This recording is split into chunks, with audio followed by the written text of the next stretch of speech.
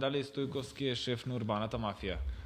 Добро ви ова надписов од протестиве што беа сега во Бризна. Многу сум далек од шеф на урбаната мафија. Ова не е имала работа да ве наречат шеф на урбаната мафија. Па не имало и многу ова ми е малку смешно, искрено. Тие се стандардни флоскули кога станува збор за градоначалник.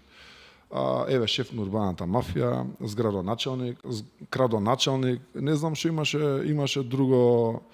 Ќе сум го гушел Ѓорче, ќе сум го оставил Карпош без вода, ќе ни ја затварале канализацијата. Да се ме обвинуваа дека практично правите една голема бетонизација на Ѓорче, се држува Каде правим? неколку протести.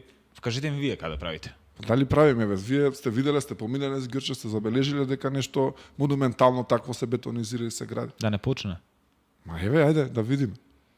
Значи нема вака се. Сите тие обвинувања се пак во доменот на политиканство.